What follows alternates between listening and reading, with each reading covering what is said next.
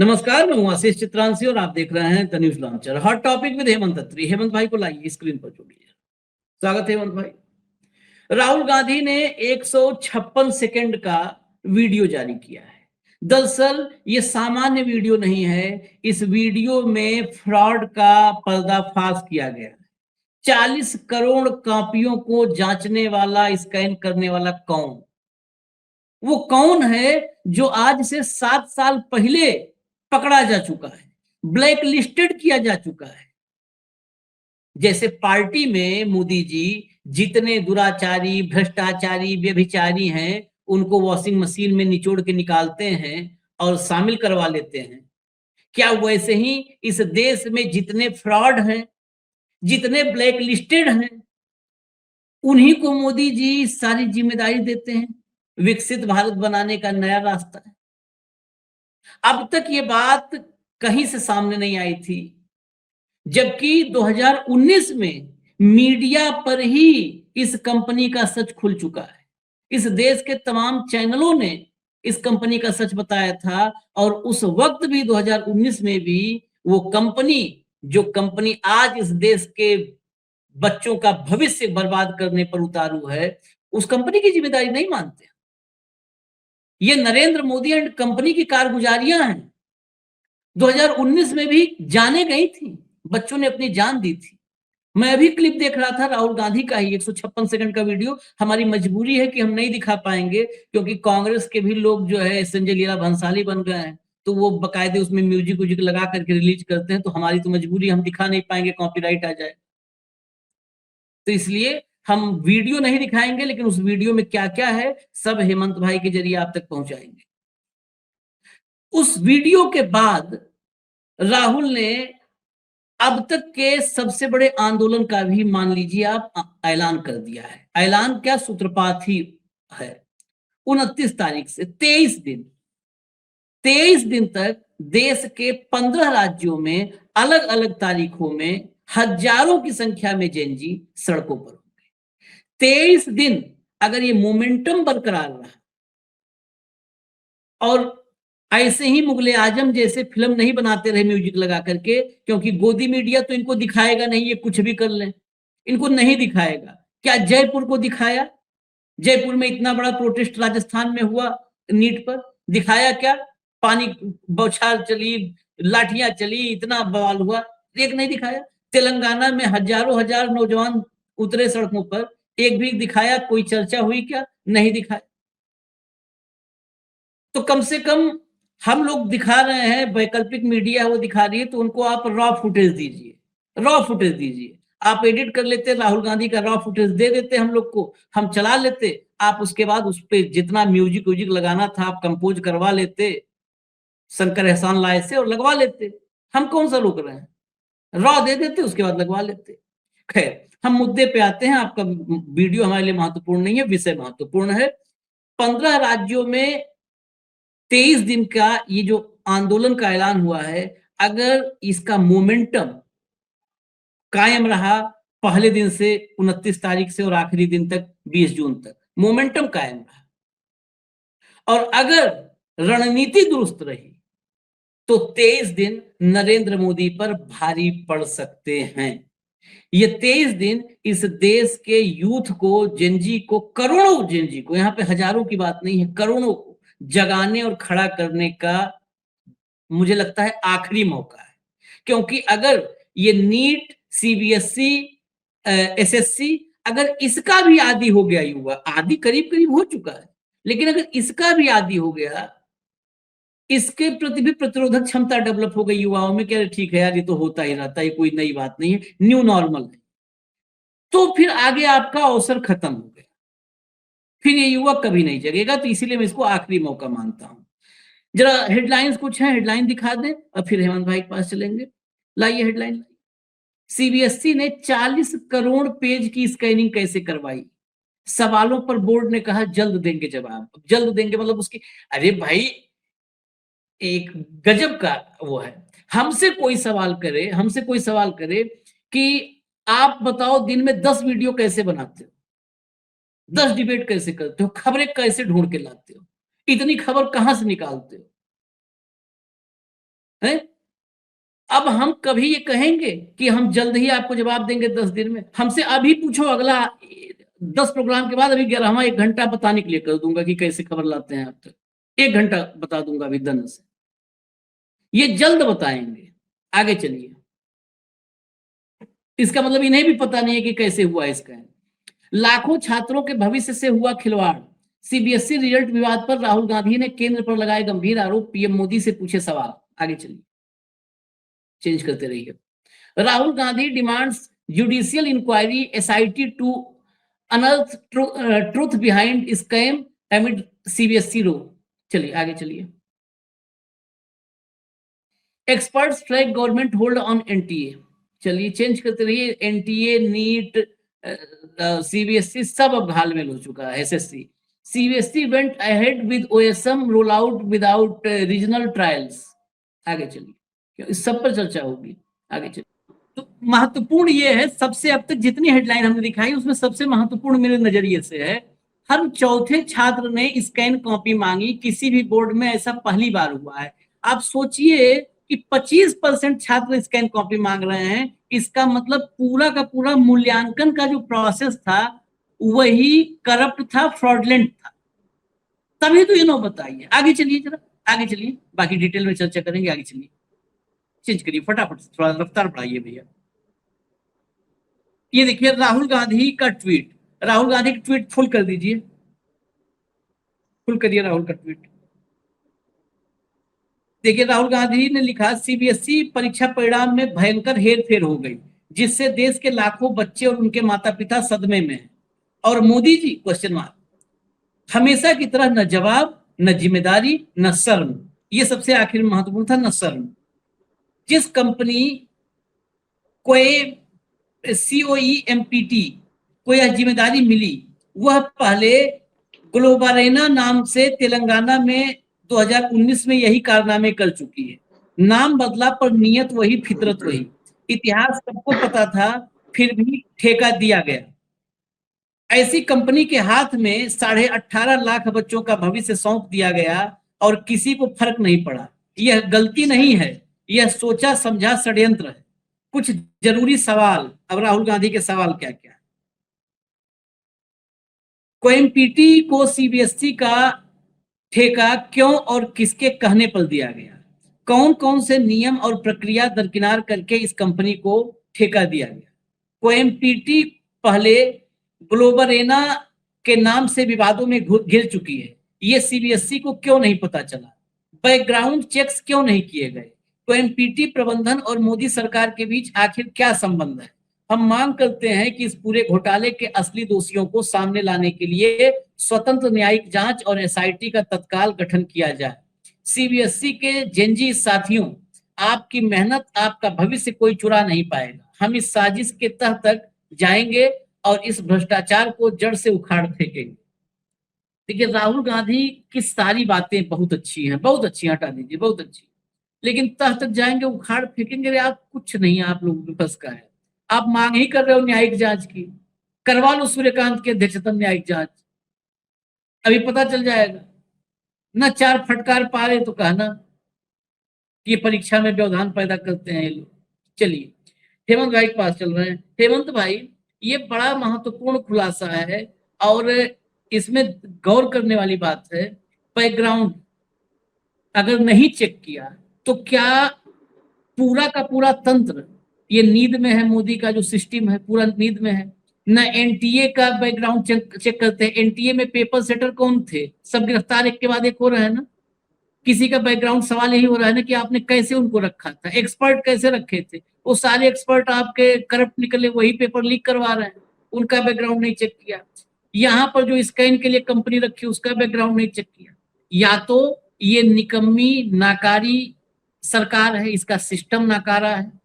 दूसरी चीज, अगर नाकारा नहीं है तो फिर कंप्रोमाइज्ड है, मिला हुआ। तीसरा क्या ऑप्शन हो सकता है हेमंत भाई? आशीष भाई नमस्कार, आपको सारे दर्शक साथियों को भी। देखिए, भारत के अंदर जो छात्रों को शैक्षणिक भविष्य जो छात्रों का है उसको अगर बर्बाद करना हो, उसके केंद्रीय स्तंभ को अगर कोई नष्ट करना हो, तो उसके लिए बहुत सारी चीजों की जरूरत थी। और उसमें सबसे पहले जरूरत क्या थी? भ्रष्टाचार की। दूसरी थी अक्षमता की, इनकेपेसिटी की, और तीसरी थी एरोगेंस की, अहंकार की। इन तीन चीजों से आप किसी भी बड़े केंद्रीय स्तंभ को नष्ट कर सकते हो, और दुर्भाग्य से मौजूदा सरकार के पास ये सारी की सारी चीजें भरपूर मात्रा में उपलब्ध है। ना उनको किसी बात की समझ है, ना वो समझना चाहते हैं। उनका केवल एक सूत्रीय एजेंडा है कि अपने लोगों को ओबलाइज किया जाए, किस तरीके से उनको पैटर्नाइज किया जाए और कैसे उनको आगे बढ़ाया जाए। और इसमें एक सवाल नहीं, इसमें बहुत सारे सवाल आएंगे, और आप उसको सिक्वेंशियली चलेंगे तो सारी चीजें आम भाषा के अंदर कोशिश करेंगे हम बताने की। शिक्षा मंत्री जी ने जो नेशनल टेस्टिंग एजेंसी है, जो एमबीबीएस का एग्जाम वो करती है, कंडक्ट करती है, उसको वैधानिक निकाय न बनाने के बजाय उसको अपने अंडर रखा। उसके पीछे एक बहुत बड़ा कारण था। अगर आप उसको वैधानिक निकाय बना देते, स्टैट्यूटरी बॉडी बना देते, तो उसका फिर अकाउंट उस तरीके से हर साल ऑडिट होता, लेखा परीक्षा होती, और वो संसद के प्रति जवाबदेही हो जाती। इसलिए उसको संवैधानिक निकाय नहीं बनाया गया, और उसका परिणाम क्या होगा, ये किसी के प्रति जवाबदेह नहीं होगा, मंत्री की मनमर्जी से चलता रहेगा। तो यही उन्होंने किया। 2024 में आपने देखा पेपर लीक हुआ, सुप्रीम कोर्ट ने उसको टाल के और जिस तरीके से मुंह फेरा, उसका परिणाम अब 2026 में पेपर को लीक घोषित करके रद्द करना पड़ा। सीबीएसई ने अपने ही जो उसके शासी उनके सदस्यों की सलाह को अनसुना कर दिया कि ओएसएन, जो ऑन स्क्रीन मार्किंग थी, को पहले एक पायलट प्रोजेक्ट के रूप में रखा जाए और फिर इसे बड़े पैमाने पर लागू किया जाए। अभी कहा था उन्होंने, मैंने खबर भी भेजी, दिखाया आपने हिंदुस्तान टाइम्स की खबर। इसके बजाय इसे केवल 100 शिक्षकों को शामिल करके मात्र 2 दिनों के अभ्यास के बाद लागू कर दिया गया। ठीक, ये ऐसे तो नहीं हुआ होगा, इसके पीछे बड़ा खेल। उन्होंने दिल्ली में आयोजित सीमित मॉक ट्रायल की सिफारिशों को नजरअंदाज कर दिया, और ये सारा परिणाम उसका है कि छात्र आंसर शीट मांग रहा है, जो देश के इतिहास के अंदर आज तक कभी नहीं हुआ, किसी भी एजुकेशन बोर्ड के अंदर भी नहीं हुआ। तो आशीष भाई जो कहा कि इस मामले में अदालत की निगरानी में गहन जांच की आवश्यकता है, क्योंकि कार्यपालिका प्रत्यक्ष रूप से इसमें संलिप्त है, क्योंकि डायरेक्ट चार्ज उसी के पास है, ये किसी और के पास नहीं। ये परीक्षा जो है, नीट की परीक्षा में इस बार आपने देखा 22 लाख बच्चे थे, सीबीएसई की परीक्षा में इस बार आपने देखा 18.5 लाख बच्चे थे। हर साल इतने बच्चों का भविष्य जो तय करती है, फिर भी उन्होंने एक उचित पायलट प्रोजेक्ट चलाने की बजाय इन छात्रों के भविष्य के साथ प्रयोग किया। अब हर संस्थान पूरे तरीके से अक्षम और नकारा बना दिया गया है। ये पूरी की पूरी इसकी बैकग्राउंड है, ये परिस्थिति है। ये जो एजेंसी थी, राहुल गांधी ने बिल्कुल ठीक कहा कि 7 साल पहले तेलंगाना में एक्सपोज हो चुकी है, नाम बदल के इसको फिर से लॉन्च कर दिया गया। और यही करते हैं ये लोग। क्यों? क्योंकि ना तो ये किसी के प्रति जवाबदेह है, ना किसी का जवाब देते हैं, ना किसी भी तरीके के सवाल लेते। तो जो मर्जी आए कर लो, मीडिया सारा पॉमेरियन है। जो सवाल राहुल गांधी ने पूछे बतौर, आपको क्या लगता है कि ये भी जो सारे का सारे सवाल मीडिया से नहीं उठने चाहिए थे? मीडिया ने क्यों नहीं इन्वेस्टिगेट किया इस चीज को? क्योंकि हमारे मीडिया को इन्वेस्टिगेशन की आदत नहीं रही है। जो पत्रकार थे उनमें से 95% पत्रकार हो गए और 4% उनमें स्टेनो रह गए कि जो बताया जाए उसको लगा दो, देख ले जो के पास। जो 5-4 लोग रह गए हैं वो अपने सोशल मीडिया में चीख के रह जाते हैं। उनकी जाप वाली बात है, कितनी लिमिटेड रीच है, वो सारी चीज देखने की बात। अब आपने जो सबसे महत्वपूर्ण बात कही वो है हर चौथा छात्र कॉपी मांग रहा है। ये बहुत ही गंभीर मामला है। ये पूरे देश के इतिहास में आज तक किसी बोर्ड के साथ नहीं हुआ। सीबीएसई के हर चौथे छात्र ने मांगी अपनी स्कैन कॉपी, किसी बोर्ड में ऐसा कभी नहीं हुआ। क्या लोग पूछ रहे हैं कि क्या कुछ बड़ा होने वाला है, क्या ये एग्जाम कैंसिल हो जाएंगे? तो मैं पहले ही बता देता हूं कि एग्जाम कैंसिल नहीं होंगे, किसी भी सूरत में नहीं होंगे। वो तो जो नीट वाला एग्जाम था उसमें ओपन एंड शट केस बन गया था, इसलिए इनको करना पड़ा। सीबीएसई की इस साल की 10वीं और 12वीं की परीक्षाओं के परिणाम से असंतुष्ट छात्रों का गुस्सा देश के इतिहास में सबसे बड़े रिकॉर्ड पर पहुंच चुका है। और छात्रों और पेरेंट्स को इतनी परेशानी और मूल्यांकन प्रणाली से विश्वास उठना, बोर्ड पर अचानक आया इतना प्रेशर, कहीं ये इशारा तो नहीं कर रहा कि सीबीएसई की बोर्ड की परीक्षाएं पूरे तरीके से संदेह के घेरे में आ गई, फुसफुसाहट शुरू हो गई चारों तरफ। तो बेसिकली आशीष भाई, जो डिजिटल इनकी जो हर चीज में डिजिटल है ना, ऑनलाइन डिजिटल, जो मैं बता रहा था आपको परसों कि हर चीज में वो घुसेड़ने की आदत है। तो प्रेजेंटेशन देखेंगे, क्योंकि ऊपर वाला भी प्रेजेंटेशन देखता है और नीचे वाले भी सारे को प्रेजेंटेशन ही देखते हैं। तो या तो प्रेजेंटेशन देखेंगे या ऑन स्क्रीन मार्किंग करेंगे, उससे नीचे इनको कुछ मंजूर नहीं है। तो उस पर तमाम गंभीर और तीखे सवाल उसमें सारी चीजें जो, उसी के अंदर यह सनसनीखेज आंकड़ा सामने आया कि इस वर्ष परीक्षा में शामिल हुए कुल छात्रों में से हर चौथे छात्र ने बोर्ड से अपनी उत्तर पुस्तिकाओं की स्कैन कॉपी मांग ली है। भारत के किसी भी शिक्षा बोर्ड के इतिहास में यह पहली बार है जब इतनी बड़ी संख्या में छात्रों ने कॉपियों को जांचने की सरकारी प्रक्रिया पर सीधे तौर पर अविश्वास जताया है। सीबीएसई ने जो अब तक साझा किए आंकड़े आधिकारिक, उनके मुताबिक इस साल बोर्ड के दोनों कक्षाओं 10वीं और 12वीं कुल मिलाकर 60,000 पुस्तिकाओं का किया गया था, डिजिटल मूल्यांकन किया गया था, ऑन स्क्रीन में वो किया गया था मार्किंग के लिए। इस पूरी परीक्षा में देश भर में कुल 17.68 लाख स्टूडेंट शामिल हुए थे और जैसे ही बोर्ड ने रिजल्ट से असंतुष्ट छात्रों के लिए रिवैल्यूएशन और मार्क्स वेरिफिकेशन का ऑनलाइन पोर्टल ओपन किया, छात्रों की ऐसी बम्पर बाढ़ आई कि पोर्टल शुरू होने के शुरुआती 3 घंटों के भीतर ये रिकॉर्ड 1.26 लाख आवेदन दर्ज हो गए। 1.26 लाख आवेदन। इस भारी लोड का परिणाम यह हुआ कि वेबसाइट पूरी तरह से और इसका लाइव डेटा अपडेट करना बंद करना पड़ा। कुल मिलाकर अब तक 4 लाख से अधिक छात्रों ने 11.31 लाख कॉपियों के मार्क्स वेरिफिकेशन और स्कैन कॉपी के लिए आवेदन किए हैं। 11,31,000 कॉपी, जो कि कुल परीक्षार्थियों का लगभग 23% से ज्यादा, यानी सीधे सीधे हर चौथा छात्र बनता है।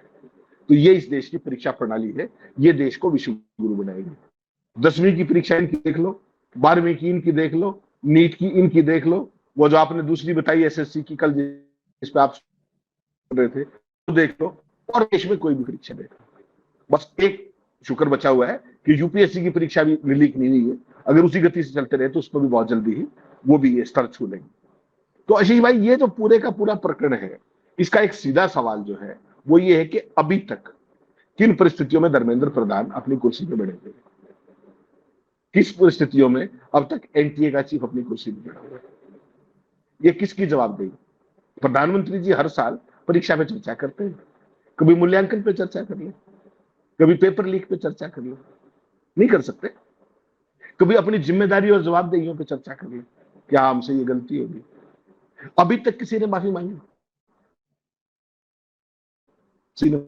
एनटीए चीफ ने तो जाके सांसदों को बता दिया कि क्वेश्चन पेपर लीक ही नहीं हुआ, कुछ क्वेश्चन लीक हुए थे, और क्वेश्चन पेपर में क्या होता है? तो ऐसी दुर्दांत प्रतिभाओं को ये वहां बिठाते हैं। तो आशीष भाई, ये जो सारी स्थिति है, इसको लेकर के अब राहुल गांधी ने, उनकी जो एनएसयूआई जो स्टूडेंट विंग है, वो सड़कों पे उतरने की तैयारी में है, और देखते हैं अगले 23 दिनों के अंदर किस तरह की परिस्थिति बनती है देश के अलग अलग हिस्सों में। जैसा आपने कहा, वो सारी आपने बोला तो दिखा देते हैं। एनएसयूआई तो लगातार कर ही रही है। अगला प्लान आ गया है यूथ कांग्रेस का। एनएसयूआई तो पिछले कई दिनों से जयपुर, हैदराबाद, मध्य प्रदेश में भी कुछ जगहों पर दिखी। अब यूथ कांग्रेस, वहां पर विनोद जाखड़ ने कमान संभाली थी। अब विनोद जाखड़ के साथ ही अब उदय भानु चिब भी मैदान में आ रहे हैं। उदय भानु चिब का ट्वीट है, जरा ट्वीट लाइए स्क्रीन पर, ये प्रोग्राम हम आपको दिखा दें, ये बड़ा महत्वपूर्ण है। आप जहां भी हैं, जिस प्रदेश में हैं, उस प्रदेश के लिए इंफॉर्मेशन भी है। पेपर लीक के खिलाफ इंडियन यूथ कांग्रेस का देशव्यापी अभियान 29 मई से शुरू। नीट हो, सीबीएसई हो या एसएससी हो, हर परीक्षा में पेपर लीक, हर रिजल्ट में घोटाला, हर बार छात्रों के सपनों की हत्या। पर अब देश का भविष्य चुप नहीं बैठेगा। भारतीय युवा कांग्रेस सड़कों पर उतरेगी और हर राज्य में हल्ला बोल होगा। अब जरा अगला दिखा दीजिए, इसमें नीचे मत स्क्रॉल करिए, अगला दिखा दीजिए, वो साफ साफ लोगों को दिखे। इसकी फोटो अलग से दी है, वो पूरी फोटो दिखा दीजिए। हाँ, ये लाइए लाइए, अब इसको स्क्रॉल करवाइए। छात्रों के भविष्य से खिलवाड़ नहीं सहेंगे, नीट, सीबीएसई, एसएससी में हुए फर्जीवाड़े के खिलाफ हल्ला बोल कार्यक्रम। अब ये पूरा कार्यक्रम आप देखिए, नीचे कर दीजिए ताकि पूरा कार्यक्रम लोग पढ़ पाए। 29 मई 2026 को गोवा में, 31 मई 2026 महाराष्ट्र, 2 जून मुंबई, 3 जून तेलंगाना, 4 जून असम, 6 जून हरियाणा, आपके यहाँ 6 जून है हेमंत भाई, 7 जून मध्य प्रदेश, 8 जून झारखंड, 10 जून राजस्थान, 11 जून छत्तीसगढ़, 13 जून गुजरात, 14 जून चंडीगढ़, 15 जून पंजाब, 16 और 17 जून ग्वालियर मध्य प्रदेश, और 20 जून तमिलनाडु। ये बड़ा आश्चर्य मुझे है कि इसमें उत्तर प्रदेश नहीं है। ये बड़ा आश्चर्य है। खैर, नीचे अपनी मांग में रखिए, पेपर लीक की जांच करो, परीक्षाओं में सुधार करो, छात्रों को न्याय दो और भविष्य के साथ खिलवाड़ बंद करो, धर्मेंद्र प्रधान को बर्खास्त करो। ये हल्ला बोल का पूरा कार्यक्रम है। हेमंत भाई, इस हल्ला बोल का इम्पैक्ट क्या हो सकता है और क्या होगा, ये दोनों के बीच बहुत फर्क होता है, इसीलिए मैं दोनों, क्या हो सकता है अगर रणनीतिक स्तर पर मजबूती हो, थोड़ा वेल प्लान्ड हो और वेल एग्जीक्यूटेड हो, तो क्या हो सकता है इससे। और यूपी क्यों नहीं है, मुझे ये भी थोड़ा सा आश्चर्य लग रहा है। चुनावी राज्य है यूपी, यूपी क्यों नहीं है। यहाँ एसएससी पे अभी देख रहे हैं आप, सबसे सबसे ज्यादा ज्वलंत एसएससी का मामला, जहाँ सड़कों पर खूब तोड़फोड़ और स्कूलों में हुई। जी भाई, देखिए जो प्रोग्राम डिक्लेयर किया गया है वो तो बेसिकली 29 मई से लेकर के और 20 जून के बीच का, जैसे आपने कहा। उत्तर प्रदेश में चूंकि शायद इनका गठबंधन है सपा के साथ, तो हो सकता है सपा की यूथ विंग के साथ मिलकर के, अब क्योंकि वो स्टेज आ गई है कि एलाइज को भी, खासतौर पर इलेक्शन गोइंग स्टेट्स के अंदर एलाइज को मिस करना ठीक नहीं रहेगा। मैं इसको इस रूप में मानता हूँ। हो सकता है कि अखिलेश और उनसे बात होकर के और नए सिरे से कोई चीज प्लानिंग हो रही हो कि मिलजुल के कर लिया जाए। ठीक, वो एक संभावना हो सकती है उत्तर प्रदेश की। बाकी जिन राज्यों के अंदर की आपने कहा, ये बड़ी महत्वपूर्ण बात है।